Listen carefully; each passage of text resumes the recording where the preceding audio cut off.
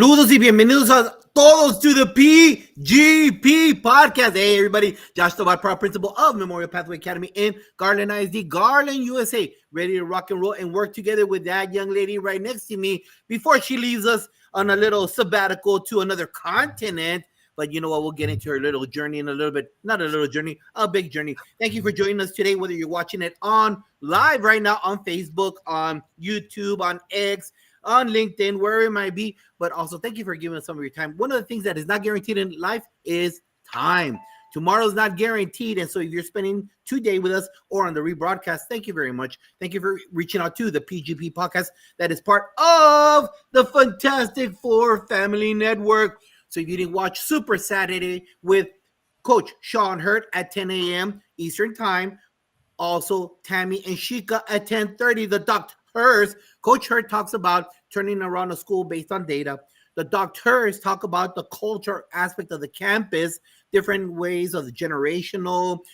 Their REAL acronym has steps on how to turn it around. And who can ever forget El Jefe, Principal Cafele, part of the Fantastic Four Network. And we are closing out the fourth with the PGP podcast. So if you'd like to be part of the show, we need you. If you are in Maine or you are in Florida, whether you are in Alaska or you're in Hawaii or anywhere in the 48, we're all together and we need each other's support. Just like today's panel is from all over the United States, and we learn from each other because you know what? Iron sharpens iron, and we need each other to make sure that we do this. Like and share it right now. Like and share the show. It takes 2 seconds. Go down there, click it. If you haven't followed us on YouTube, go down there and click it. It don't take that long. Just share it. Trust me, I can guarantee you there is no monetization on this aspect or this end at all. It's about making sure that you, my friend, you in Iowa, you, my friend, you in North Dakota or South Dakota, that you are learning from another individual. Because you know what? Facts or no, we have no money in education. I don't know about you in Minnesota. I know that in Texas, we ain't got no money. We have to have special elections, and we got to pass TREs, and we got to do all this nonsense because we're broke. So the days of POs going to Las Vegas to conferences, the days of POs going to New York for conferences, all that is out the window in the foreseeable future. And you have this avenue. Podcast, Edutopia, Education Week, Twitter chats, all of that is there for you. So please share it right now. Share it and take it out there so that the algorithm picks up the knowledge of our panel guests. But before I go into the panel guests, and we have someone else coming in right now from California, Moreno, ¿a dónde vas a ir? Where are you going? Josh, so today is my last day until the sabbatical, as you called it, and I will be heading to Tanzania. I just put something out on my social media, just kind of describing what I'm doing in my packing and whatnot. But yes, I will be heading to Tanzania. I'm going to a little village south of Arusha and spending some time with Promise Village Academy. And yeah, last day of school for them is December the 5th. So I'll be helping the principal closing out the school year, getting ready for another school year. And yeah, just super excited. And as you know, Josh, I always go to another country now that I go to Tanzania. So I've decided today, I booked my flight. I'm going to Tanzania for about 3 weeks. And then I'll hop over to Cape Town, South Africa, where I'll spend 5, 6, 7 days, something like that. I haven't decided my return flight yet. But yeah, never been to South Africa. Love to it's something different for me. And I'm going to go and just see what South Africa is all about, and super excited about learning the culture and seeing what's up over there. All right, Moreno. Well, we'll be praying for your safe journey, and hopefully the airports are running 100% by the time you take off. This 40 plus day of the government shutdown, hopefully it doesn't affect you, because I know you're doing the Lord's work, going out there, helping out. So if anybody wants to help you or take a trip in the near future, because I know you're going to go back in summer, how can they reach you? How can they get a hold of you? So they can reach me right here, Newcomer Success, on all social platforms. To send me a DM and let me know. The next dates will be July 10th through July 20th. And so I do payment plans. I do whatever, but definitely send me a DM on that site, all social platforms, and I'd be more than happy to share with you. If it's not 2026, then 2027, 2028. I'll be going 3 times a year, but most people usually like to go in July during the Great Migration. All right. And if you don't know about that, look it up on YouTube. It's a beautiful thing to see all the animals go from north to south, I believe. But you know what? Normally at this time we do the Chinchilagua moment, but we ain't gonna do it right now because the objective of this podcast, you know what? All 4 in the Fantastic Four, we're all the same, but we're totally different. But one thing that we have in common, being part of the Fantastic Four family, is that we're here to help other educators. And one of our past guests, he's in California, and he reached out to me about his PhD. And I am not doing it any kind of justice whatsoever because obviously I don't have a PhD and I know it's a lot of work. So he asked me for help. And I said, hey, you know what? Iron sharpens iron. I have a platform to help you, sir. So I've got David here who wants that PhD right there. He's working on it. So I asked him, I said, hey, come on over, have 5 or 6 minutes to talk about what you're doing and the type of help that you need. All right. So David, thank you for being here. I'm glad that you rushed over here to be and talk about it. But please tell the audience how they could help you. Introduce yourself first. Hi, I'm David Stack. I'm in Pennsylvania, Hershey, Pennsylvania. I'm assistant principal at Susquehanna Township Middle School, 6th grade, 6th through 8. Yes, I am working on my doctorate program from Purdue University, and I'm in desperate need of people that want to fill out a survey for me or do a Zoom interview to help me with my research. And my research is based on the impact of teachers' perceptions of students' mental health on classroom practice and student outcomes in K through 12 education. So if you're an educator in any way, shape, or form in K through 12 and would love to fill out a survey or do an interview with me to help me get my research done, that way I can wrap this up and get my 2 letters in front of my name and hopefully, take some of this knowledge I've been learning and pass it on to others. How can people get a hold of this? For sure, put in the chat and I'll post it out on our thread here. But how can people reach and get a hold of you? Hey, let's help each other out, guys. I know that we get on a very good drive of a show. We'll do 3,000 to 4,000 people to view this on all our platforms.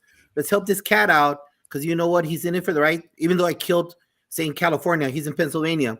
But we're here to help him out because that's what we do. Iron sharpens iron. How can people get a hold of you, sir? Well, you can find me on LinkedIn at David Stack. You can, I'll put my Purdue email in there that people can message me through there to get a hold of me. And yeah, just find me on LinkedIn, David Stack. You'll put up my email. That's probably the best 2 ways to help me out and get me there. And I appreciate the time. I appreciate the platform and appreciate everything you 2 do. Thank you, brother. God bless you. Thank you for running over and being on the call. I'll be putting that out. I'll do your Purdue email that you just sent me right now where I sent you the link. And then we're there to help. Help out, guys. Come on. Yes. Yes, please, please. So somebody that's like, I'm just going to talk for me. I'm a big dummy. So how long would it take me to do that survey? That survey? Oh. Or if what you're in slow-mo, probably 10 minutes, 15 minutes. There you go. So it'll take me 20 minutes, but all of you are smarter than me. So call this cat and help him out. All right. Thank you, David, for being on the show. Appreciate it. We'll put your information out there. We know that you're going to get this done. All right. Thank you so much. Appreciate the time and appreciate the platform. God bless you, brother. Bye-bye. Bye. So now today's show, as you all know, there's a trend with the PGP podcast. We do theme shows. And part of our theme shows, we go like number 1, number 2. This is our very first one because sometimes as administrators, we forget stuff. And then when we go to a conference, either a regional conference, a state conference, or a national conference, we're like, I remember doing that. Plus, sometimes we get hit with a cold fish in the face when we forget the oopsie. And you know what? It's not funny or what happened recently. But there was an assistant, and I'm sure a lot of people have heard about this, but there's an assistant principal that is on the call for $10 million because there was a teacher that got killed because there was a weapon on campus. And the assistant principal against, I don't know the details of this, but this is what's overall on all the media sites when you read about it, the summary of the events. Her defense was, I was doing state testing, so I couldn't take care of that. So there's certain things that you just say, come on, bro. Let's think things out. So all of the questions today are just basic overall attendance, discipline, culture of a campus, 101 kind of stuff.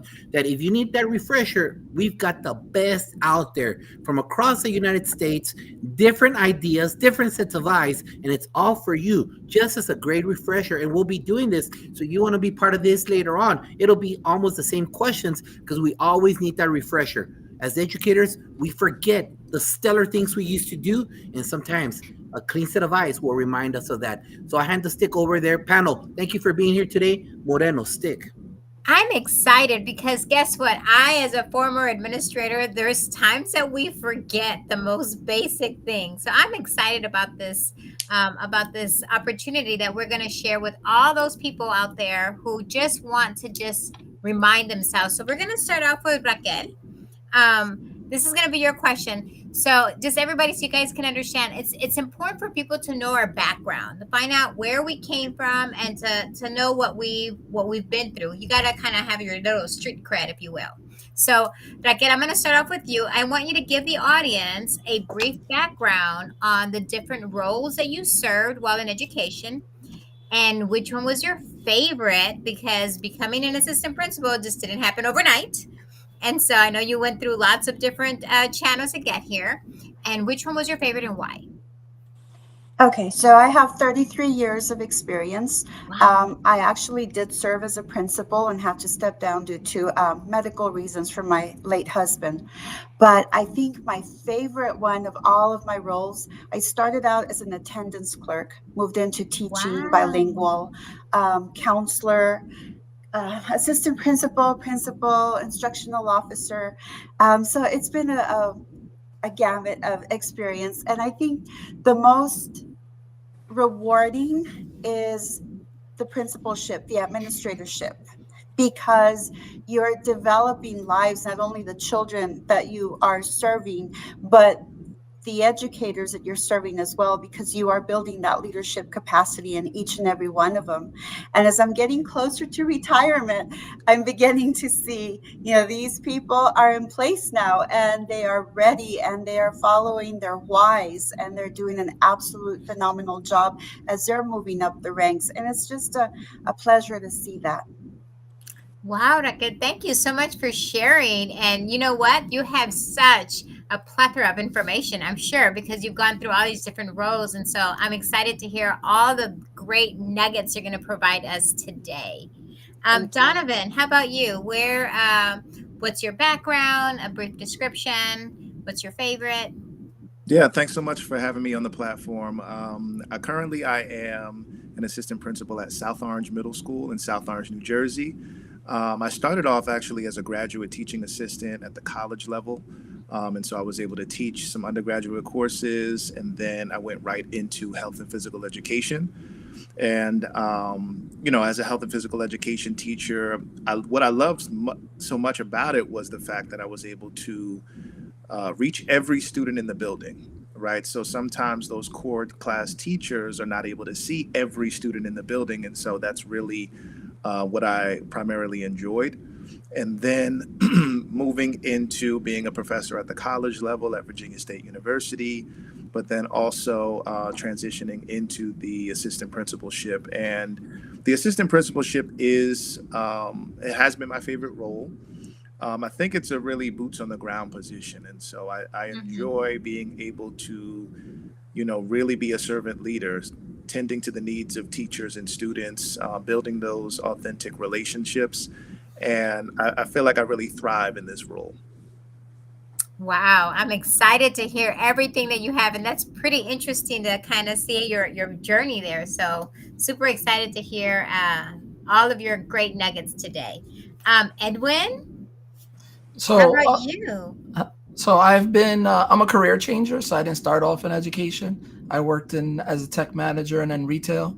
So I've been in education. This is my 11th year now. I've taught grades 6 through 12, depending on the year, computer science. So I've gotten to reach different levels of teaching. And I'm currently an assistant principal at the high school where I attended as a student. And I think for me, that's my favorite role, not because I didn't like the classroom. I loved every minute that I spent in the classroom. You get a connection with the students that you don't get at the admin level. You attempt to recreate that as best you can, but it's not the same. But I like the fact that I get to work with teachers and get to see them improve and kind of make those connections that I was able to make. So I'm able to impact at a greater, at a larger scale because I'm working with teachers and helping them reach their levels of success and their potential. So that's my favorite role right now. Awesome. I love the fact that you went back. And now you're in AP. I think I spent too much time in the principal's office that I became a principal because of that.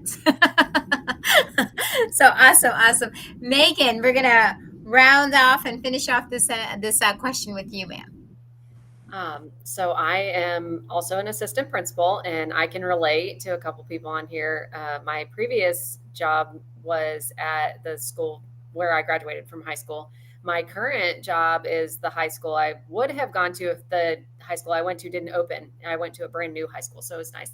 And the building I work in is the building. It used to be a middle school, and it's where I went to school. So it's really cool. I've been doing this for 20 years, 9 as a teacher, and then 11 as an assistant principal. I've worked at 4 different high schools, but all in the same county. I love going to work every day. I love helping teachers. I'm a firm believer. Student success is, obviously our number one priority, but I think we've got to take care of our teachers because they can't pour from an empty cup. So I'm a huge advocate for teacher wellness and all that fun stuff. Awesome. Thank you so much, guys. I'm super excited to have you guys again on the panel. And again, thank you for joining us. And Josh, it's going to be a fantastic show. It is. I wish I had a producer like Shika and Tammy, because I'm trying to run all these social media sites and post the emails. It's hard to do it. But before we get into the next question, big shout out to Jeff Lynn, who will be on the podcast for New Year's, I believe. And then we got Dodd McKeever Jeter, our cheerleader. Also, Constance Sherrard here, past guest, future guest, Sonia Matthews, Dr. Sonia Matthews. Thank you for being on the call and helping out David. Ray Hugert, past guest of The Happy Show. Follow her. She's all about PD. That's not boring. She has a great podcast. Reach out to Ray Hugert. She does a great job with that. Da Costa Ahito from Africa. He's telling you, Moreno, go to Ghana. Why are you going to South Africa when you could go to Ghana? One day, I've never been, so I will.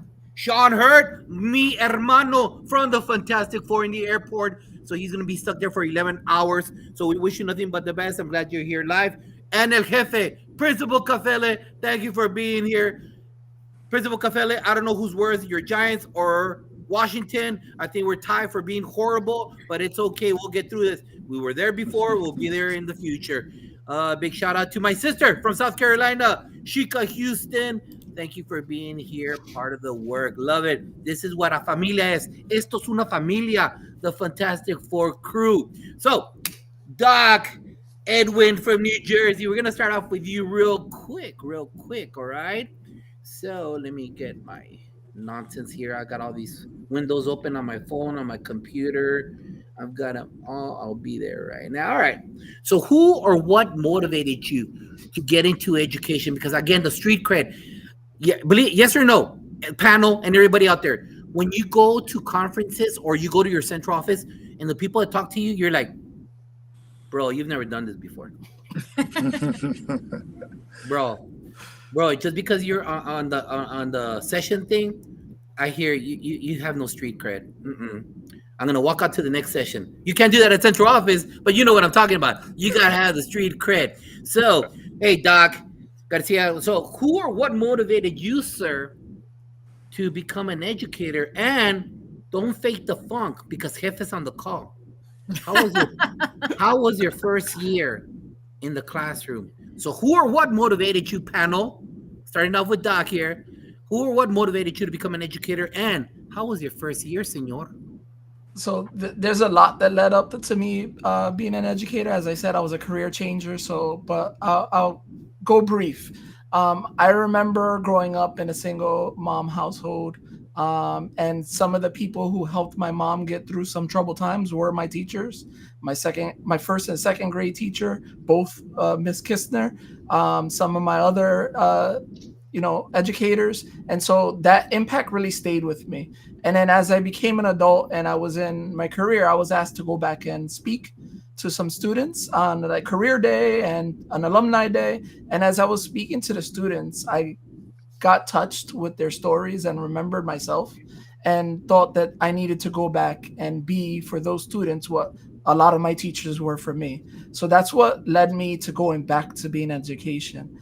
And then what pushed me to go past the classroom and into being an AP was a fellow teacher that I worked with doing enrichment. She said, you know what, you would be a good administrator because you are able to connect with people and you remember what it's like in different aspects and you bring that with you. You don't forget where you come from. And so that's where I got to where I am right now. So I'm just keep pushing it and hoping to continue to impact the next generation the way a lot of people were able to impact me. Thank you. Love it. Thank you. That's always about those connections and people saying, ayúdame, Raquel, talk to us. If you all don't know, I her flowers. This is one of the most beautiful people I've met in my life. Her demeanor, what you see right there, she's such a great educator. Awesome. I've known her for years. I'm glad that she's here. You see that right there? That's who I know for years. So Raquel, talk to us. Thank you. So I also came in from the business sector. I was with AT&T and did alternative certification. That first year was incredible. And who got me to teaching, I think, was my third grade math teacher. Just the way she delivered instruction, the way she helped me to love math. And ironically, when I became a teacher, she was the principal at that campus. So I had the chance to mentor with her yet again. I'll never forget my first year. Like you asked about the first year. She went in to observe, and I was so nervous. And I was coming from the business world, and I was still wearing my suit. And I guess with the nerves, your feet shrink, right? So my shoe fell off in the middle of asking my science question. Oh my God. And it went into the trash can. And I looked at my kids and I thought, they're going to lose it. That's it. No, I reached over to the trash can. I put my shoe back on. I asked the question. My kids kind of looked at me like, oh my God. So they answered. We kept going. I was in a portable. And when she closed the door, you just hear the laughter from my class. Oh, goodness. So when I went for the summative, she said, I was worried because they had not been laughing. But once I heard them crack up when I closed the door, I knew they were taking care of you. And it was very special to me because this was a school in Segundo Barrio, which here it's kind of, it's a very poor area, very low social economic, of course, and then the language barriers. So for my kids to not only pick up academically and make that difference, that just resonates with me. It stays in my heart forever. Thank you for sharing that awesome story. Flying shoes. You can't go wrong when you got flying shoes and 2 points. It's so 2 awesome. points, baby. Woo, nothing but trash can. Love it. Dr. Donovan Smalls II. Don't fake the funk, sir. So my story is not as interesting as the shoe, but I will say my mom really inspired me to become an educator. Being an educator wasn't something that I strived to do. It wasn't something that I saw myself doing. I loved sports growing up. And so I started, when I got into college, I majored in sport management. And so I thought I was going to be a college basketball coach, which I did coach at Virginia State University for 2 years. We did very well. However, when it was time to actually okay, what is going to be my next step? My mom was the one who said, as I started to transfer to different schools because I was trying to get a Division I scholarship, she said, well, maybe you need to look at health and physical education because it's very similar to sport management and coaching. And so that's what kind of changed the trajectory of my career. And then when I got, that first job, it was incredible to see the parallel between coaching and teaching, right? Very similar, making an impact with young people, helping them reach their full potential, all of those things. And that's what really kept me going. And so that first year was amazing because I was able to bridge the gap between, some of the kids who might not be that interested in math. However, I was able to talk to them about the different subjects that they weren't necessarily interested in through the activities and the sports and the things that we were doing in the gym. So making those connections with the students was something that I knew this was going to be my career for the rest of my life. So cool, so cool. And you're in good company, all you alt-cert people, because La Doctora Chica from South Carolina was also a career changer. Good company here at the PGP podcast. Round it off, Megan, Doc, talk to us. How did you start? Similar. I wasn't a career changer, but I did do my undergraduate degree with a pre-law intention. I have a business degree from the University of Georgia, go Dogs. And when I graduated, I wasn't feeling called to do that anymore. Finished my program and took a gap year before that was cool.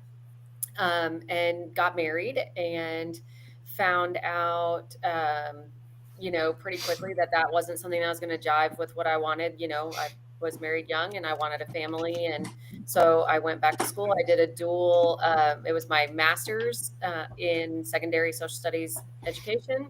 And it was amazing. I loved it. Found out at the very end, right before graduation, that I was actually pregnant with my first child. So my first year of teaching was a whirlwind. And I loved every minute of it. I had a phenomenal support network. And I think that that's one of the things that probably ultimately inspired me to go into administration. I had a principal who just never questioned anything when I needed to be gone for a doctor's appointment or come in late or something like that. Like I just felt so wholly supported and truly, seen and valued as a person, as opposed to like, oh, you're missing again, and I only spent 1 year at that school and he was phenomenal. It took me about an hour and a half each way to get to work. Because as a social studies teacher, as I was told many times, we were a dime a dozen 20 years ago. And so I took the first job I was offered and I loved every minute of working there. But when I went back after maternity leave, I just needed something closer. And that's been one of the things, they often talk about was some person you met in your past life. It's the one that got away. And I do think back still sometimes to that first year and think, was that the one that got away? Like, should I have stayed? Should I have toughed it out with the commute? Because I just had such a tremendous first year experience, feeling so valued, so supported, and so heard. But I do think that's shaped me. So, when I decided that administration was an option, that was one of the things that drove me, was like, how do I support these teachers and make them feel, never less than.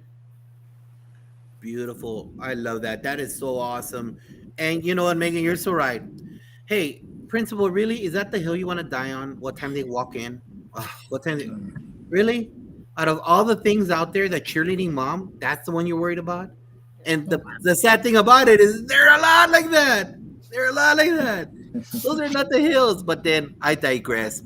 So for the rest of the show, as I told the panel and everybody out here, it is a topic, good example, and not that good of an example. So take out your pens, your AI devices, whatever it is, because, and again, we have different grade levels here.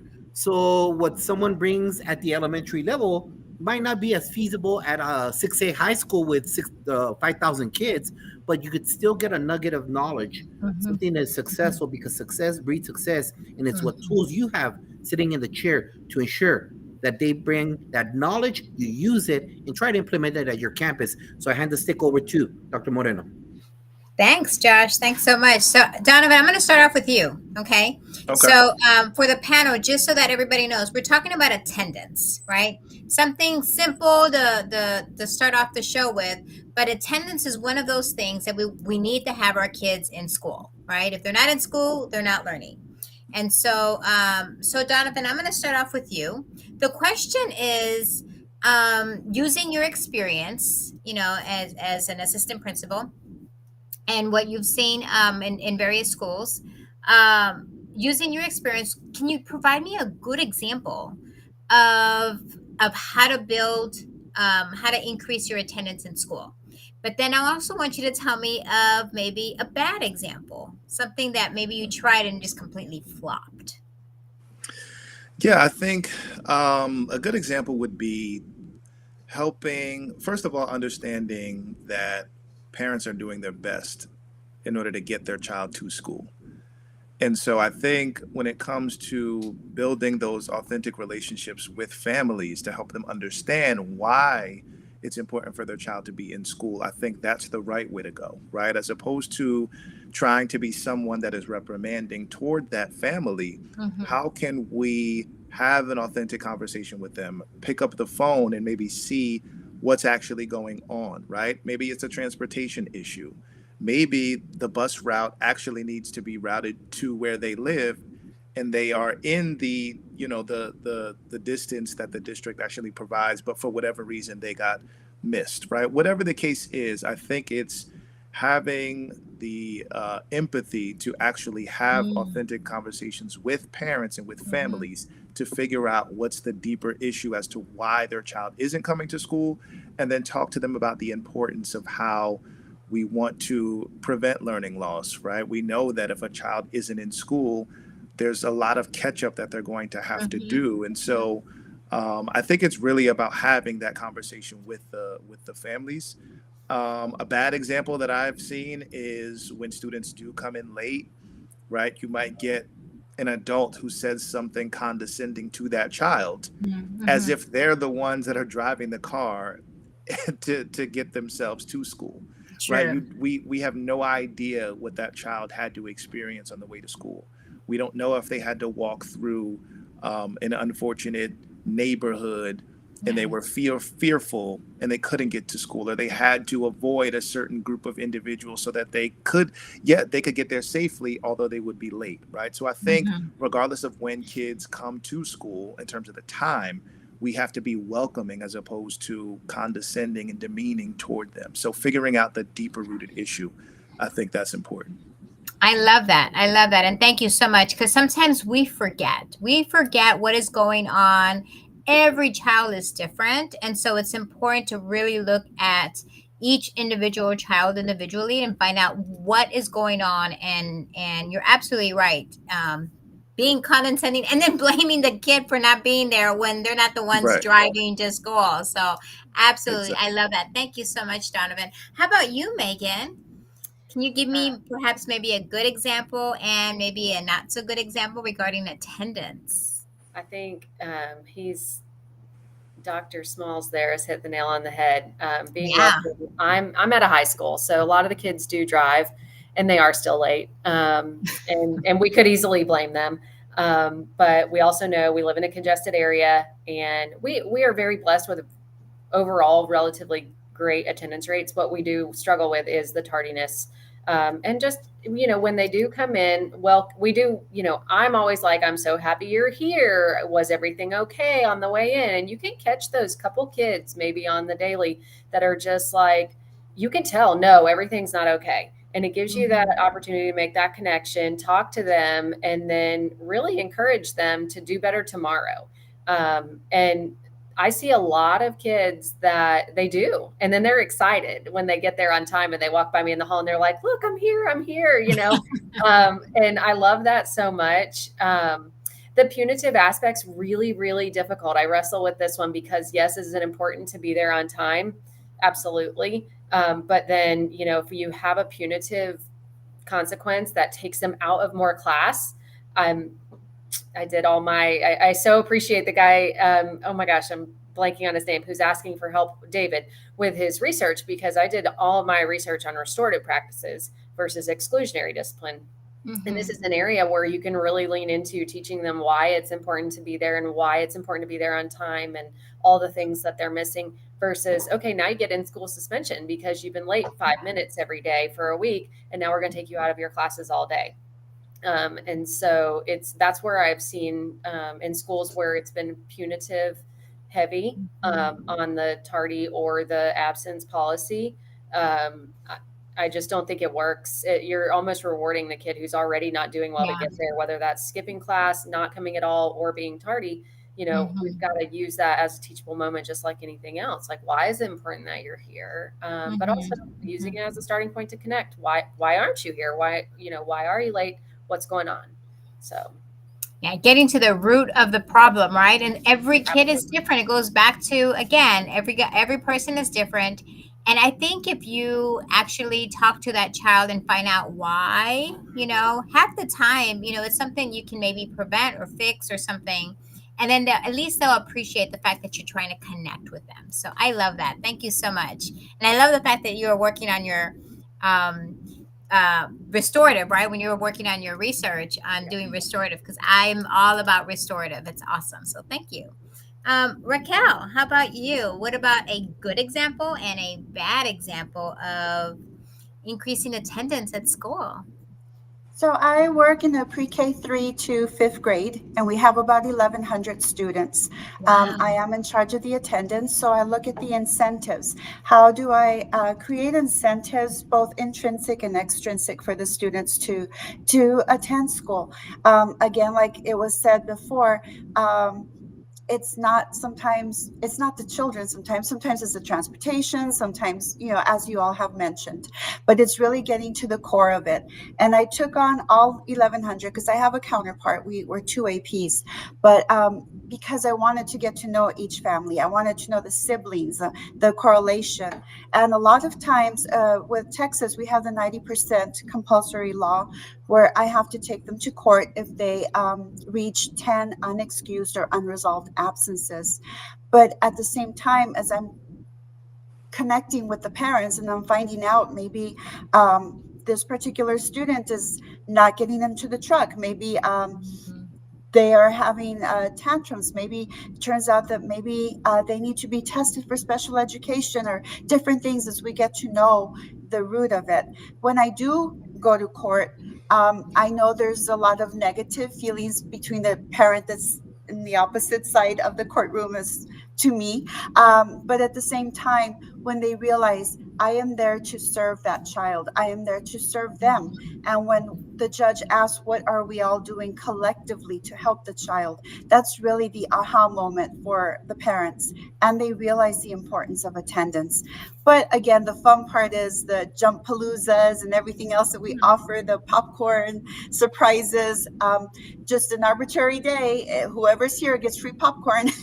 So little things like that really absolutely helps. Our goal is 96% attendance. Right now, we're about 95.7. So we're getting there. My area of struggle is pre-K.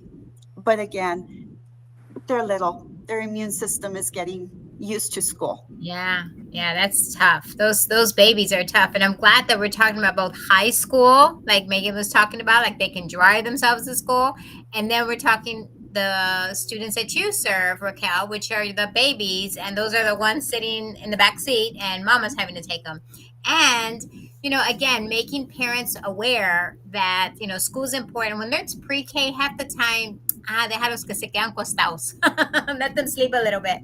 So I'm super glad that you have all those rewards out there. Edwin, we're going to finish off the question with you, sir, because I know you got some nuggets. Yeah, so I'm in a high school. We have about 2,400 kids in our high school. And so when I got to there as an AP, chronic absenteeism was one of those things that were really big. Like over 50% of the students were chronically absent, which is huge. And I know it was right after the pandemic, but it wasn't just pandemic that increased the chronic absenteeism. So when I'm just gonna go with the bad thing at first. I agree with what a lot of the panel said. The punitive doesn't work. If they're cutting class, suspending them, you're just taking them out of class longer. If they're late to school, and find out why, right? Because as a matter of fact, recently we put in a system to better track students who were coming late to school. And so I started talking to some of those kids, and some of them were late because they were taking their little sibling or their cousin to school before they got to school. So what did we do? Me and other AP that I work with in my building, we had a discussion and we started calling these other schools. These other schools have morning study hall program. So we called them, hey, listen, I have a student, a 11th grader, who has been late 5 out of the last 10 days because he's dropping off his cousin at school. Do you have room in your morning study hall so he can drop off his cousin earlier and get enough time to bring him to school? And that worked with a couple of our students and improved their lates. And the year just started. So my thing is always try and find out what the underlying reason. There's lots of things that you can address. You can't fix everything. And sometimes we want to fix everything. You can't. But there are things that we can either fix or we can help students through, help them connect with resources. Like in our school, we're a full service community school. So one of the things is that a lot of kids are absent for doctor's appointments. So what do? We have a clinic now in the school. Through our grant, we have a clinic that the students can see the doctor, whether it's an eye doctor, dentist, mental health. And then the biggest thing that I think that helped us the most, and we had a 26% drop in chronic absenteeism in the last maybe almost 2 years, is that we made sure that we provided a sense of belonging. We make connections with the kids, make connection with the teachers, and help them understand that they belong with us, that we want them there, and we're there to support them in whatever way we can. And, one of the things that we naturally want as a human is to be part of something bigger than ourselves, right? And so creating an environment that the kids feel welcome, that they know that somebody there cares for them, makes a big difference. And I think that's what made the biggest difference in our drop. I love that. I love the fact that you're looking at the data to figure out what needs to be embedded and support your students so that you can, and you're just chiseling, right, your way through that. And once you kind of fix one thing, now you're going to go and tackle another. So, and the fact that you were talking to the other schools, I mean, they wouldn't know that there was a problem, and all they had to do was just kind of adjust their schedule and make it accommodating for the others. I love all of those ideas. Thank you so much. All right. So just like the people checking out the show, just like Samantha did, put your ideas out there. Don't just sit there unless you're washing dishes like I do with some podcasts. I'm washing dishes and I'm listening. But put your ideas out there. Remember, iron sharpens iron. So just like Samantha put out some ideas, put them right there. Absolutely. And Raquel, you're right. Oh, my Lord. Those pre-K moms, there's 2 sets of moms, pre-K and cheerleading moms, that have been my rocks in the shoe. Those are interesting ladies right there, let me tell you. They peek in the window, go home. Leave your kid alone. Stop crying. You're crying. The kid is crying. Just leave. So pre-K moms, let your kids. You wanted them there, just go. So like I said before, we're going to be going through just topics, what you find good and what you find effective and not effective. Now, let's go into this next one. Quality instruction. Donovan, quality instruction. I get it's relevant because if you're at an A campus, it's going to be different than a F campus. Mm-hmm. It's going to be different at a 6A school in Texas with 5,000 kids as compared to a school with 300. But still, good pedagogy is good pedagogy. So, mm-hmm. Donovan, give one way of approaching quality PD. Instruction, my bad. Instruction, my bad. I apologize. Mm-hmm. Quality instruction. So one way of approaching quality instruction, I think, like we're talking about the basics, right? I think quality instruction has to be rooted in the students, right? So we have a curriculum that is established. We have the pacing guides. We have all of these things, but we have to keep in mind that we don't teach content first. We teach students first. So we have to keep the students at the center of everything that we do. What do they need in order for them to learn and to be successful, right? Where are they now um, and connecting with teachers to figure out where they are now and how teachers need to be supported to then teach students. So I think it's this, this cycle of figuring out what the student needs, figuring out the level of support that the teacher needs, and then as an administrator, how can I support the teacher throughout that process, right? I think when we talk about instructional leadership, we have to keep in mind that, and I would say this, we have to keep in mind that every school environment, the reality is that it might not be a culture of coaching and feedback and instructional leadership, right? I think we as educators, as school leaders, we constantly talk about instructional leadership, which is great, which we should, it's important. However, for that new AP, what if they're going into an environment that isn't a culture of coaching and feedback? And that's exactly what I went into in my first year as an AP. And so how do you figure out ways to still support student learning and teacher development in a non-traditional way?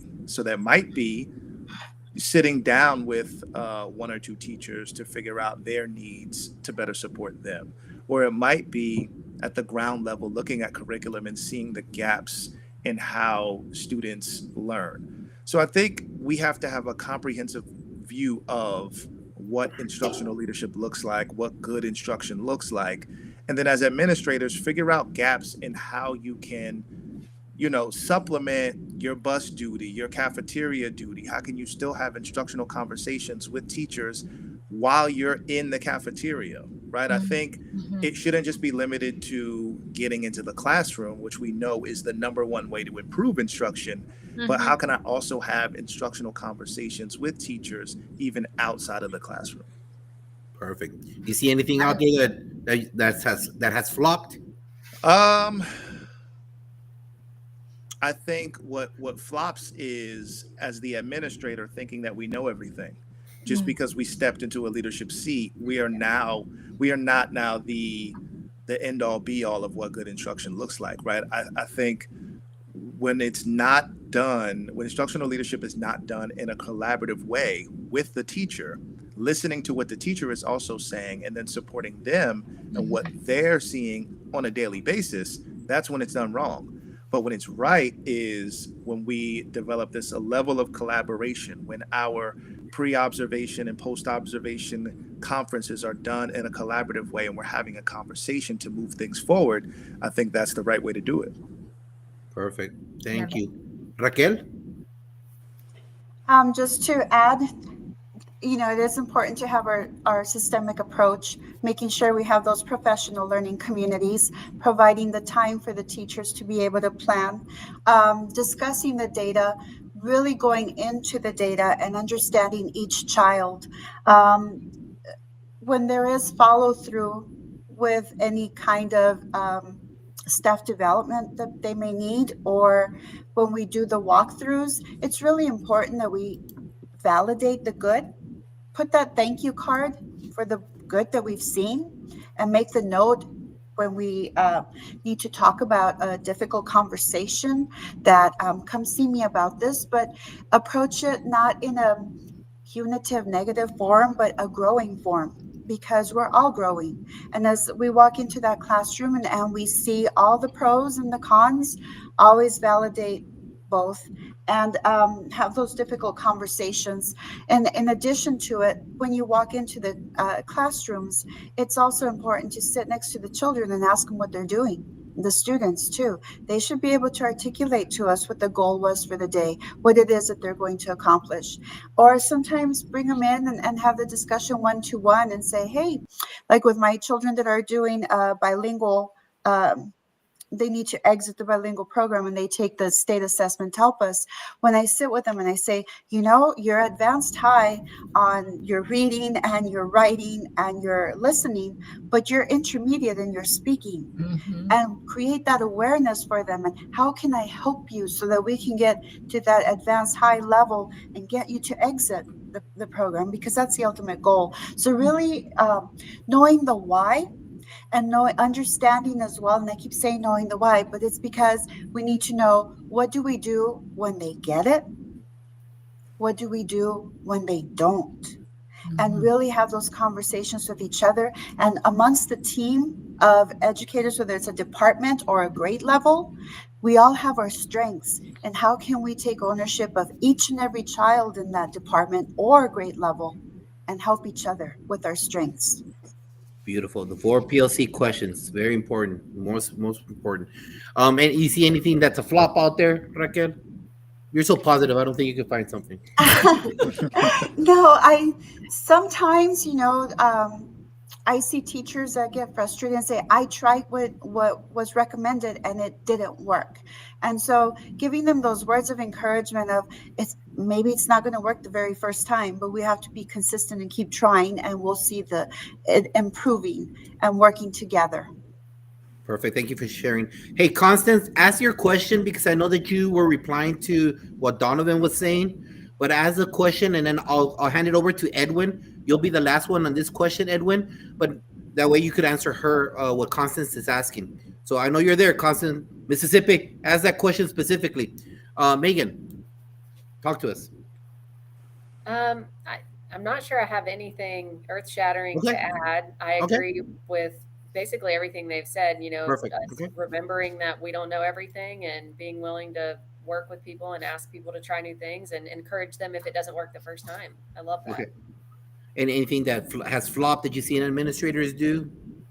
Top down, when my district has brought in outside people to do PD that people don't really understand why we're doing it. It's not a targeted need of our teachers. That's usually something that I think doesn't go over well. But we're getting away from that, which I love. So. Perfect. So true, especially the money that's being charged by consultants and speakers. If they don't line up with your campus vision or district vision, why are you bringing them? Just to fulfill time? Right. That's a waste of everything, money and time for our educators that need to be planning for our kiddos. So, Edwin, I'm going to assume, which I shouldn't with the 4 agreements, that Constance talked about getting teacher feedback or input on instruction. So what are your thoughts on that? Because she was answering Donovan. This is what she wrote.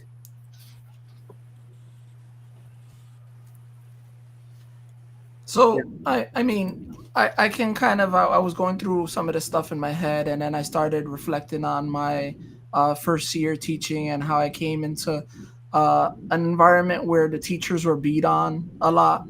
And so when I came in, and I came in with half the team was new, half the admin team was new that year.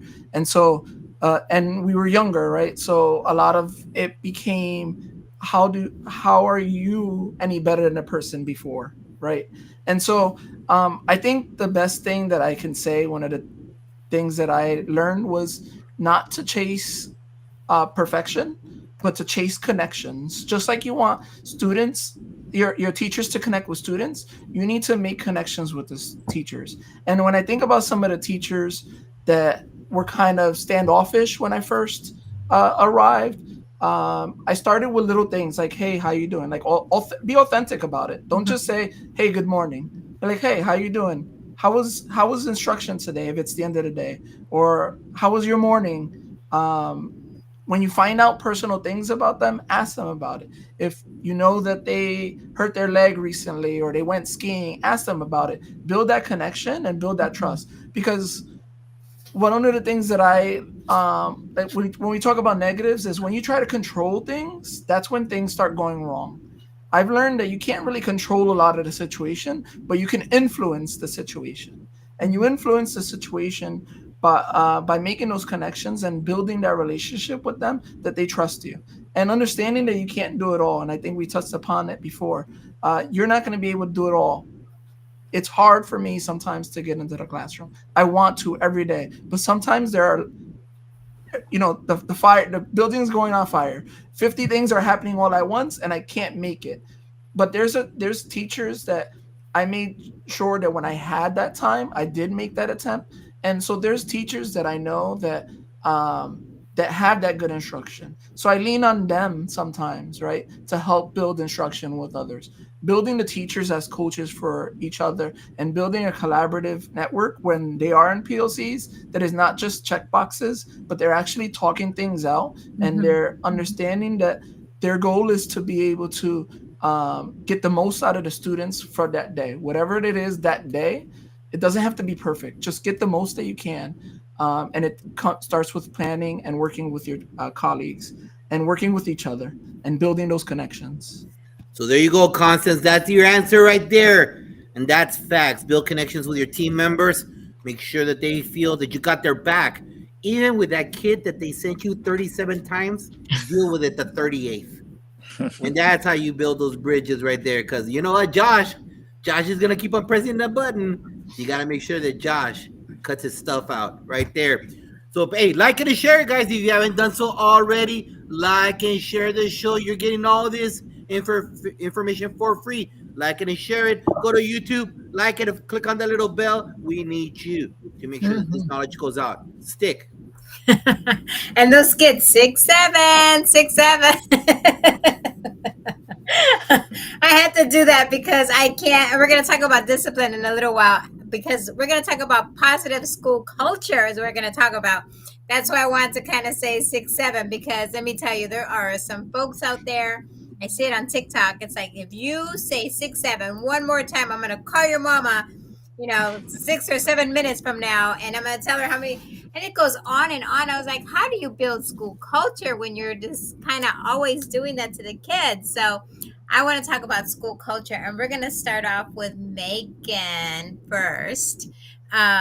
Megan, how do you build, or give me a good example of building a positive school culture? And then can you think of a bad way of doing school culture? Because I'm sure there's lots of bad ways, but I'm sure you can come up with one. I was talking to someone today, as a matter of fact. I've been doing this 11 years, an assistant principal. I've worked with a bunch of assistant principals and multiple principals in different buildings. And I think the number one way to see school culture flop is to be a micromanager and to not trust your people. And so that is something that I think we sometimes, because we know we are responsible for stuff, or we're going to be held accountable for stuff, we feel like we have to control it. But there's just so much we can't control. We have to let that go. And so we have to trust our people. And if we don't, we've got to figure out how we can develop that relationship to where we do have that mutual trust and respect, so that they can do their job. But for me, school culture is all about wanting to get up and go to work every day, students wanting to get up and come to school every day. And we have, in all the buildings I've been in, I've been a part of transforming that and making it a better place to be. We talk a lot about we're there sometimes more than we're home. And that's true for our students too, especially at the high school level, and the kids who do extracurriculars or they work or whatever the case may be.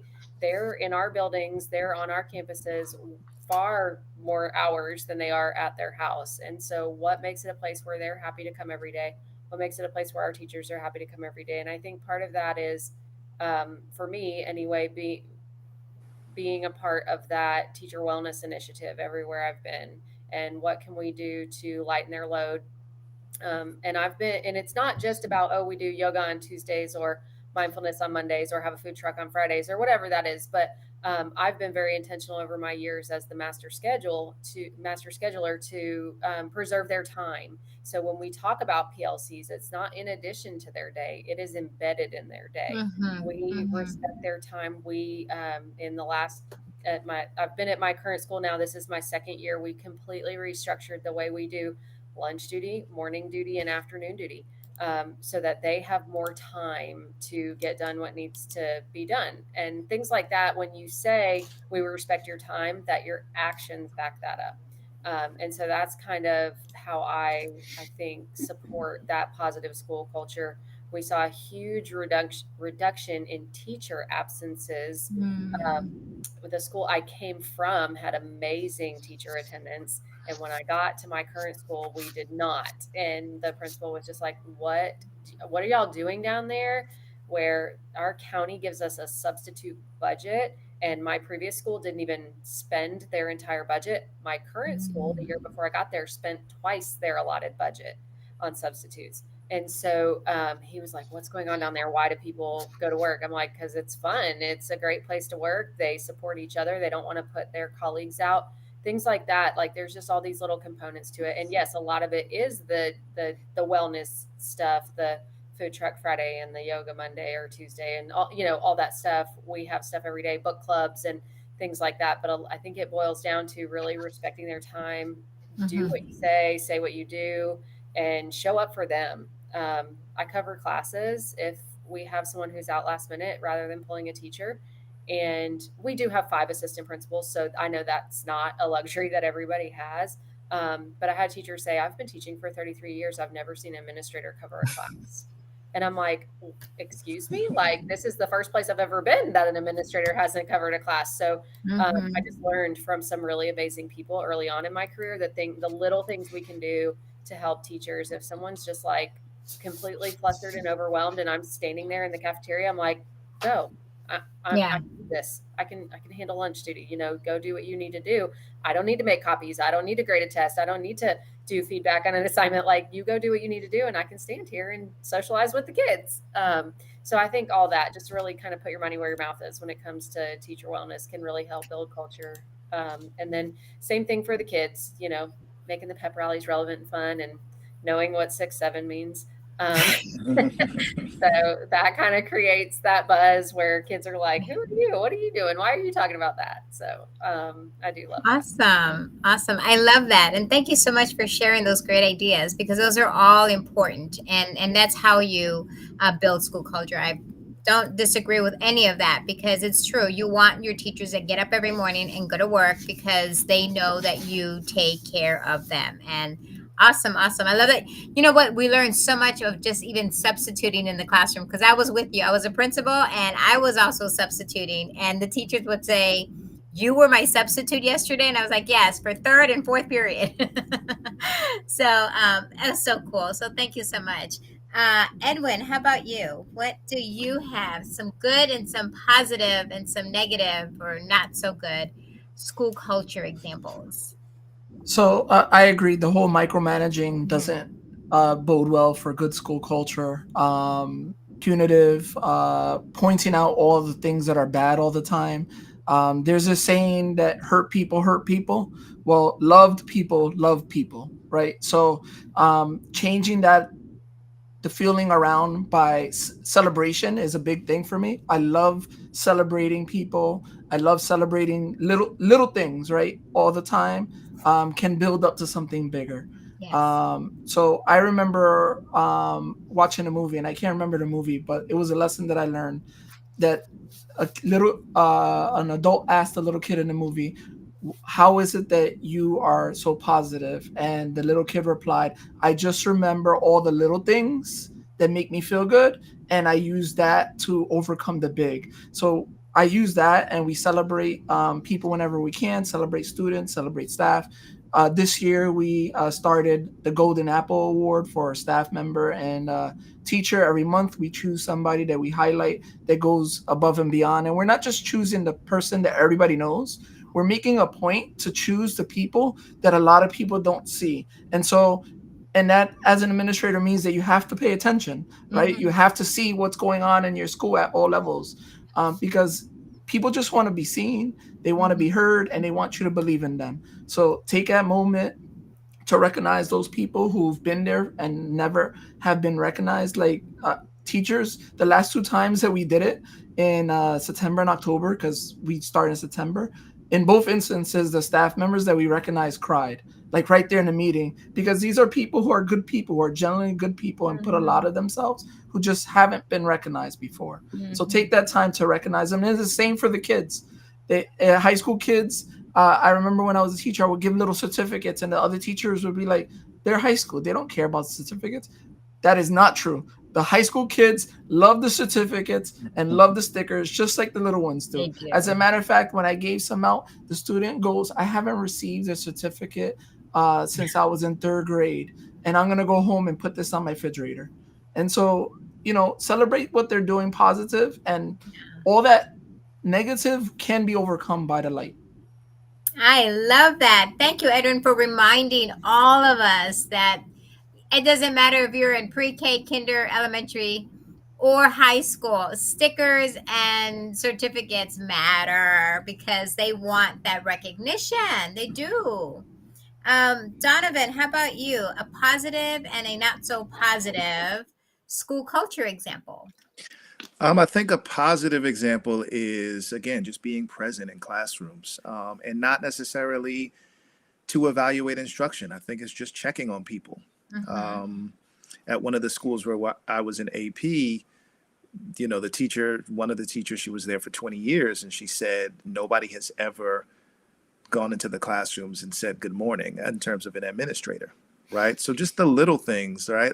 I think sometimes when we get into leadership, we forget the humanity of just being a teacher, being an educator, just being in their shoes.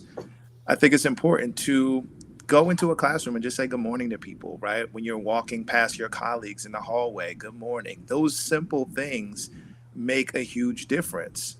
And I think in terms of a negative example, there is a book one of my superintendents gave all the administrators. I think it's called Lincoln on Leadership. And the author talks about not leading from the ivory tower. So like, as a leader, you cannot lead from the office. You have to get outside of the office. I think we can get into this illusion of, yeah, I have a great relationship with my staff, but okay, so who? Like, what is it? A core group of individuals? Is it 5 to 7 people that you talk to all the time? Or do you make your way to the 3rd floor where the teacher's classroom is tucked in an area that you have to be intentional about going to, or the teacher whose classroom is next to the custodian's office, right? Like, when was the last time we visited those areas, those teachers? And so you have to get out of the office and be with the people to actually have a pulse on the environment and the culture that you want to change. Absolutely. Yes, yes, yes. That T building that's at the very, very end of the building of the property, right? I mean, Yes. I know those places because those are where no one ever goes to. So awesome. Thank you so much, Jonathan, for reminding us to go to the outskirts of the campus. But again, how about you? A good and a not so good school culture example. I'll start with the not so good. Again, like Megan said, it has to do with that micromanaging. You need to be able to trust in your staff to get things done. Oftentimes, I let them know, hey, you're my boss. You let me know when the deadlines are. Let's get going on this and work together. And as far as a positive culture is realizing that we are a family away from family. We're there most of the day, more hours there than we're at home. And to really validate each and every position from the cafeteria to the custodian, making those temperature checks that we do with the students as well as with them. And it's okay that they see you, that you're human. I remember my principal walking in when I was doing my bilingual training, and I just kind of looked at him, and one of the teachers said, oh, you got nervous? I said, yes, I know exactly how you feel when I walk in the room. I said, but we're all doing our job. And so she loved that, and she shared that at the end of the meeting and said, you relate to us, you make it real for us. And yes, so those challenges that we have at home, we all have certain situations or family situations that maybe impact arriving on time. And when they walk in and here's the administrator in the classroom starting breakfast, it's about, I'm glad you're here. Just like we do with the kids. I'm glad you're here.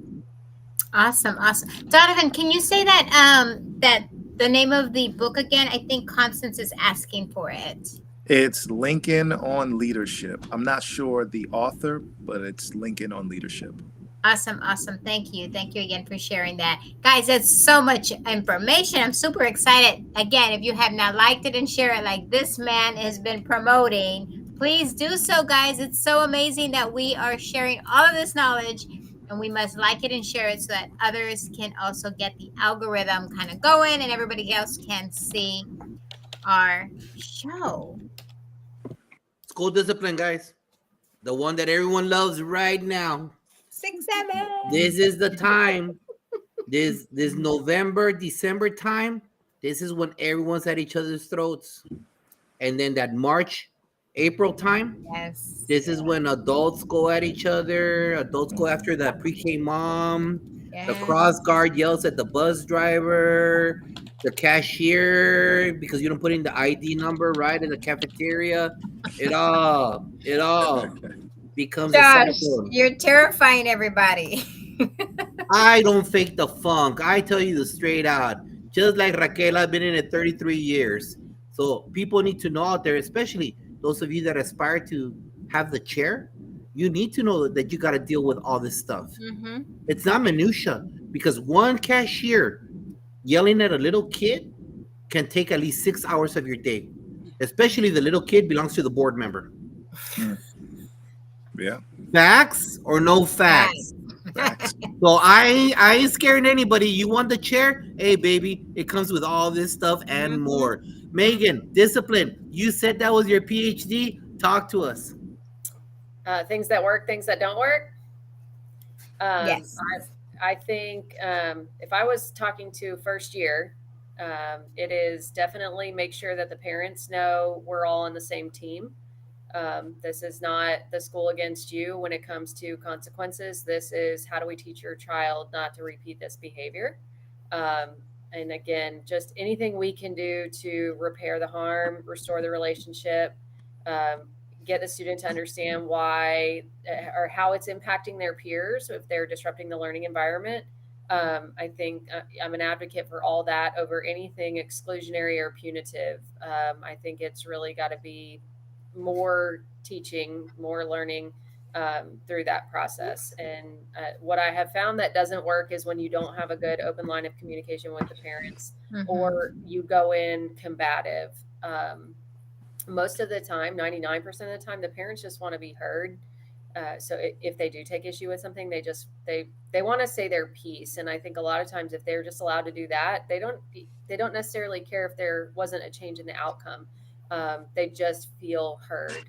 And of course, I mean, I'm a parent. I'm sure a lot of you are parents. You always want to advocate for your kid. And sometimes you feel like you have to do that so your kid knows that you're supporting them. But at the end of the day, if everybody's on the same page, it's all about holding that kid accountable and teaching them to do better. Love it. Doc Garcia, school discipline. So there's probably a lot more things that don't work than things that do, right? But some of the, and I think turning around the culture helps a lot. But one of the things that we did when we started this journey was make sure that we were clear with the students. And we actually we rewrote and went over aspects of the student code of conduct so they understood, right? Because our student code of conduct was written, it's in policy, right? And that's for a long time how it was presented to the students. And so everybody who's seen policy knows exactly what that means. It's written in legalese. And so for a child, like, what is this? I don't know what that means, right? So we went and we rewrote it and we had an assembly and we talked about what these things mean. And not only that, we also talked about what it meant to contribute to the culture positively, right? And then focusing on those things, because it's easy when a kid hasn't shown up to your class for 7 days to easily turn around and say, hey, you finally came to class, right? And what that's going to do is it's going to chase them right away. Instead of the same message, right? I'm glad you're here, right? Just, I'm glad you're here. Very simple. I'm glad you're here. That's all they need. And so it's just making sure they take that time and understand that they are still kids, right? And there are a lot of things that contribute to who they are and the things that they're doing. Sometimes things have taken place for so long that it becomes more of the norm. And so how do we change that norm and understand that this world of fighting, for instance, right, or gang violence, because I'm not going to shy away for the fact that we do have that, is not normal. It's not normal to have a fight all the time. It's not normal for a school to have 3 or 4 fights in one school day. And so I'm glad that we reached a point where we don't have that anymore. But it takes some time and it takes a lot of work and it takes some understanding that is not normal. Let me show you what normal is. And, changing that and becoming positive. Love it. Thanks for sharing. Donovan, talk to us. Discipline. I agree with everything that's been said so far. I think what works is connecting with your school counselors to figure out a restorative approach to discipline as opposed to a punitive approach. And so when we talk about restorative, we're looking at holding students accountable for their actions, but we're teaching them throughout that process and helping them to understand the behaviors and the expectations that need to be present in school and things that need to be changed, right? And so I think again, right, we need to look at discipline as a teachable moment as opposed to trying to automatically suspend. We know suspensions don't necessarily work, right? Let's say you do have to actually suspend a kid for whatever the action is. Maybe instead of suspending them for the entire 5 days, maybe they get a 3-day suspension with 2 days of in-school suspension being integrated back into the school day, so that when they're fully ready to engage in their regular schedule, they understand the actions that they engaged in, the things that need to be changed. They have the right levels of support as they come back into the school day. So it's all about supporting the child with whatever they did. Sometimes, right, even adults, we can be impulsive. We know that children are impulsive sometimes. So they might have made a mistake, and how are we teaching them and helping them through that, right? I think those are the things that work. The things that don't work, I think this was mentioned before, right? When you have to call a parent and you don't show a level of compassion for their child and you just want to talk about the consequences, they don't necessarily want to hear that, right? The parent wants to be heard. They want to know that you care about their child. Yes, you're going to hold them accountable, but it's in love that we're actually doing that. Thank With you a for sharing. smile. That's very cool. I love that. And yeah, that's what we do at our home. I ask a group of team members in each grade level for general concept here, and they give me names to be proactive. If I say, they're at the very beginning of 6, 7 stage, you gotta tell me, so that way we refer them not in a negative connotation, but to our counselors, and find out why this behavior is happening. Because if they come to me, there's gonna be consequence. There's gonna be consequence, but I want to know, what was it? Was it because they came to this country and they're really emotional? Was it because mom and dad are going through a divorce? Was it because they had to cook breakfast for their little brother and sister, walk home, and then the teacher was sarcastic when they got to first period? All that is out there. And so we need to have those conversations to be proactive with our babies. And you know what? That method has really worked for us. I think this year, and I suggest it out there, if you're not doing this, get proactive with the counselors. It's crucial that they talk to the babies, not as an administrator, because when you have the chair, you better have the consequence.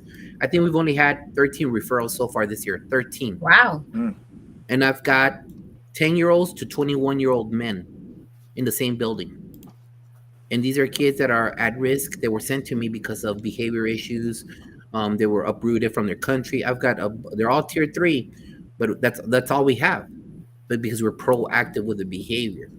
And I think last year, in the whole year, all we had were 60 referrals the whole year. So I just let you know that that's one tool that really helps everybody out there. And it's crucial that you get your counselors involved, that they make that connection, that it's a family approach to it. Raquel? I agree with you. Having been a previous counselor, first thing I did when I entered that school was to meet with the counselors and ask them if they would be willing to work side by side with me with referrals. Since then, we have had a reduction in discipline referrals. They do their social emotional learning little clip in the morning along with the principal's message.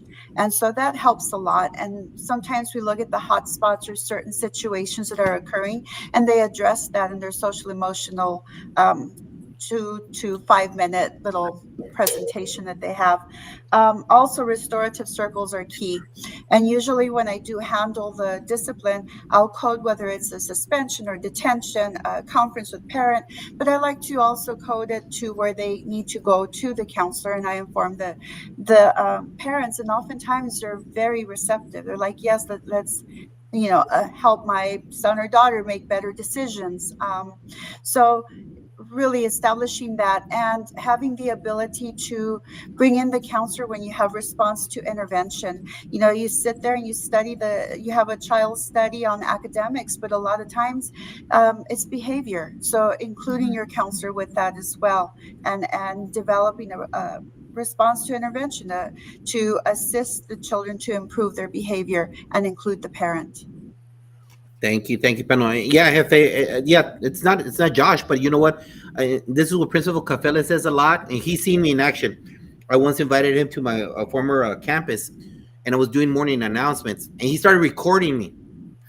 All right, like he's in my office, and he's like taking pictures and doing everything. If you sit in the chair, and he'll tell you, so take it from 33 years or Principal Cafele. If you're the main chair, you better be talking to the whole faculty, all the kids, on what your expectations are for that day. They need to hear you. It has to be regurgitated over and over. Because trust me, I drill and kill. And this is what you're going to do. And this is what you're going to do. And this is the expectation. And I want no nonsense. And you're here for a purpose. You have a destiny in life. If you don't repeat that, then they're going to create their own, as Edwin says, their own cliques are going to have the message. Yeah. And their own cliques have a sense of family. And if the main guy is not doing it, or a young lady is not doing it, then we have an issue. We have an issue because the kids don't know what your vision is sitting in the main chair. Stick. True. Facts. Yes. Edwin, I'm going to start with you on this one, okay? And it's super simple, you guys. It's all about parental involvement, right? Something we all need. So a good example and a not so good example to increase your student involvement or parent involvement. Parent involvement. So one of the things that I did to improve parent involvement in general, not just in my school, but in the district, because it was something that was needed, was I created a Facebook page for parents of the city. It's called Passaic Parent Support. And that's where we post a lot of different resources for parents, not just flyers about the events that's going on, but different resources and support systems that are available. Parents get to ask other parents, different questions. And so having that has increased engagement, and it's reduced the need for issues to arise at the school level, because now they've built a community that they're helping each other. At the high school level, we're in my school, we have the benefit of having parent liaisons. Okay. And so they are a big part of our community outreach and our parent outreach. But the biggest thing is the communicating with them, what's happening in the school, what supports that you need from them. Because parents, when their kids reach a certain level, a certain age, they don't know what the kid needs for school anymore. And they want to help, but sometimes they just can't, right? Because the education level might not be there. So just having that meeting and just being open with them, inviting them, and just, I think the drill and kill, we use every resource we can to get the message out. Email, all call systems, Class Dojo, any Google Classroom, social media, everything we can to get that message out.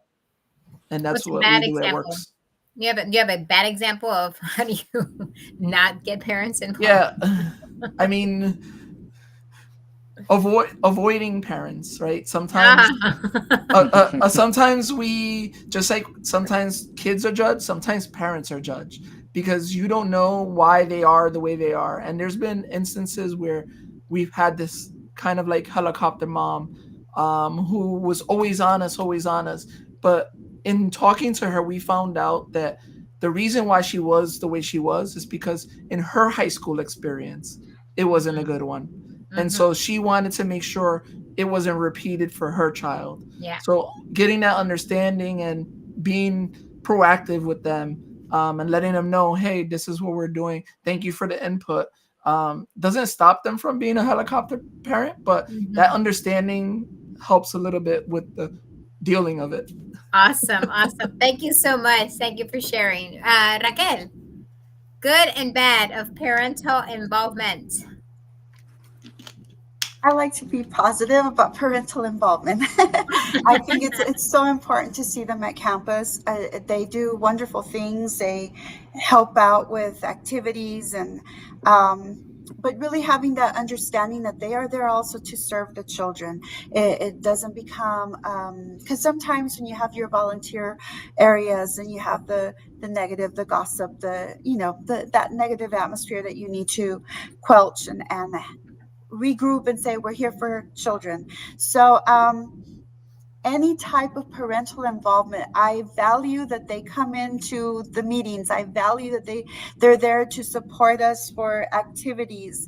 So yes, the good, the bad, the ugly, it's very valuable to have them and have their input, because sometimes my babies are 22 and 25. I might lose sight of some things and they bring me back into perspective. Awesome. Yes, you're totally on point there. Thank you so much, Megan. I don't have any disagreement there. I think the more parents are involved in a positive way, the better it is for the school community. At the high school level, we love to have parents involved in, athletics, extracurriculars, whether that's fine arts or speech and debate, things like that. We see a lot of parent volunteers with a lot of different clubs and activities. We have a school council that our parents serve on. I think the worst thing you can do is act like they don't exist. That usually gets their attention, and then they're all over social media saying, how come we didn't know about this? How come we didn't know about that? And so the school council has been critical in helping us tell our story. So when people do have questions, the parents in the community can answer them sometimes before we can, and kind of, like you said, get those issues quelched. And just I think the more present we are with parents, the better, so that they know we're paying attention, we're listening, and we're here for them. Absolutely. We're so quick to try to exclude them, right, when we actually need to embrace them. Donovan, anything else you want to share regarding parental involvement? Yeah, I think a good example would be to over communicate with parents. I think sometimes, as was previously mentioned, parents can claim that they didn't get certain information or whatever the case is. And I think over communicating, right? Even though you might feel like you're being annoying, I think over communicating is definitely better than under communicating. And then one of the things one of my previous principals, what she did was she invited her APs to the PTA meetings. So we would have conversations with the parents. She would even ask us if we wanted to present a certain aspect of the school culture or whatever it is that was going on. So she had us involved in every aspect of the parent organizations. And so we were able to hear from the parents directly and then bring it back to the table to see what needed to be changed. In terms of a negative, I think it's what everyone else said. It's just, I think it's having the perception that a parent that may not be as present as we think they should be is because they don't care. I think that's a negative way to approach it, because we have no clue what's going on in their life. They might be working 2 jobs to support their families. We have no clue. And I think to have the perception that they just don't care about their child's education, that's just the wrong approach to take. Awesome. Thank you so much for sharing that, Josh. 2 of our guests gotta go to another appointment, but before you go, we're gonna close you out with these 2 questions, ladies, and then we got one more for Edwin and Donovan. So Megan, finish this sentence real quick. Hey, educator, this upcoming holiday season, I want you to relax and recharge, spend time with your family. Thank you. Raquel, I know you gotta go. Hey, educator, this upcoming holiday season, I want you to take care of yourself.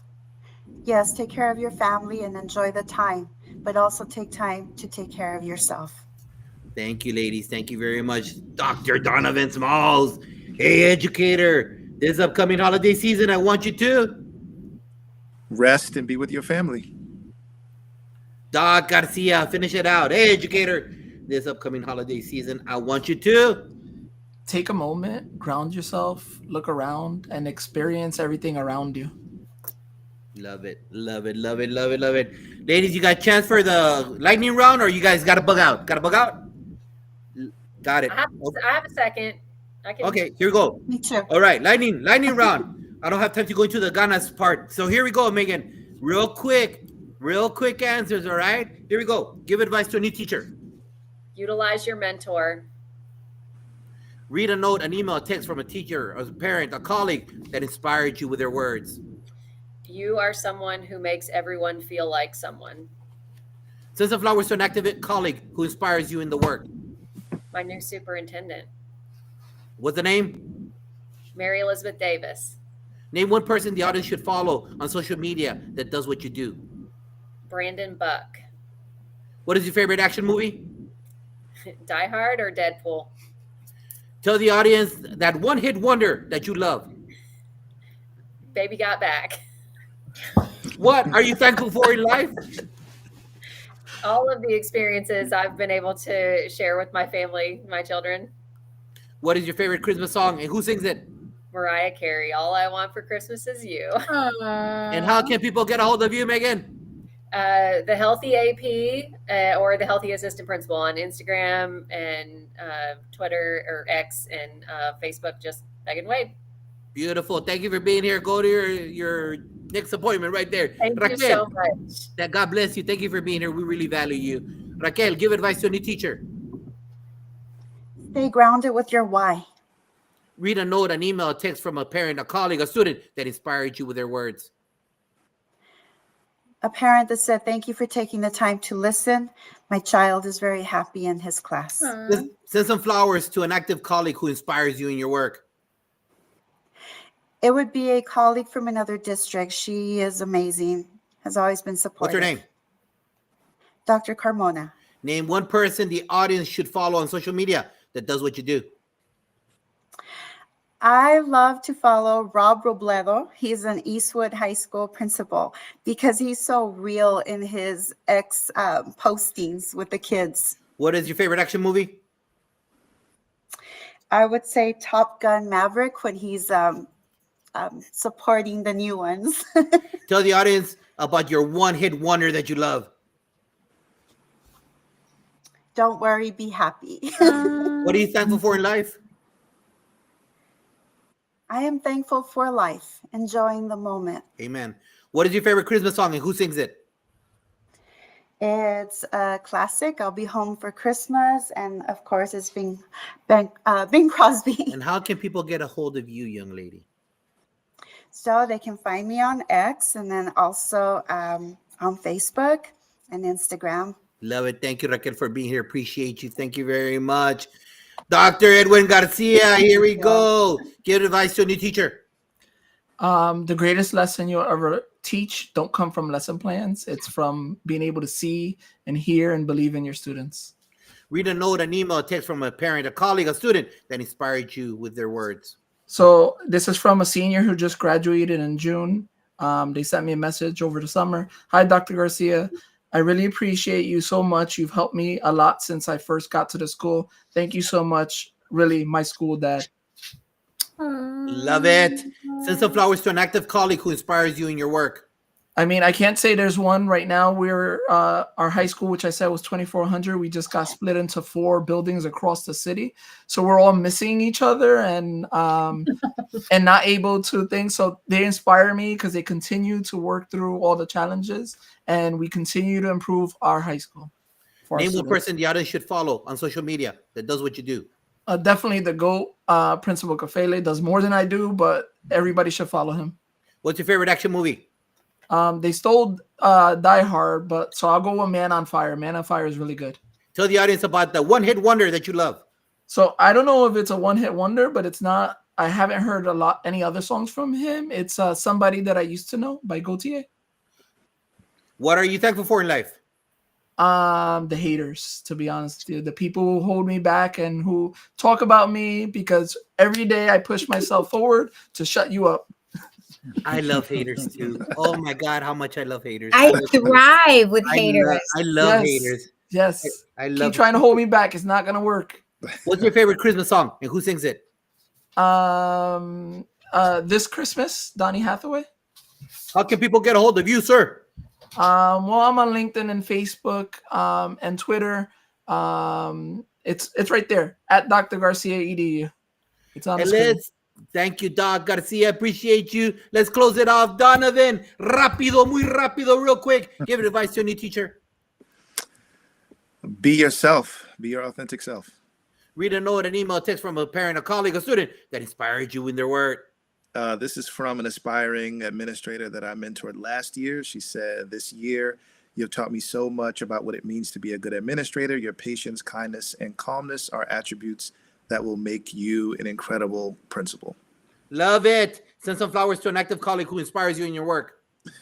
Terrell Ruddy, he is a vice principal in the Township of Union Public Schools.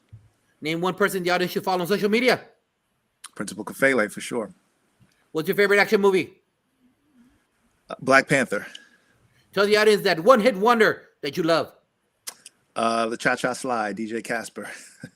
What are you thankful for in life? My relationship with God and my family. Amen. What's your favorite Christmas song and who sings it? This Christmas, Chris Brown. How can people get a hold of you, senor?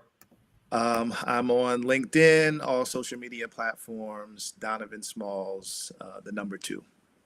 Love it. Thank you, panel, for being here. Appreciate Yes. you, everybody out there. What's up?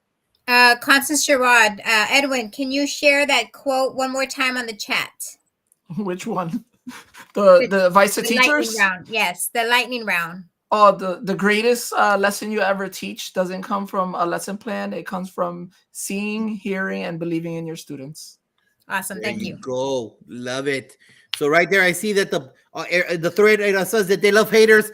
The haters, thank you for inspiring us for another great, successful week. But I was inspired by the whole group today.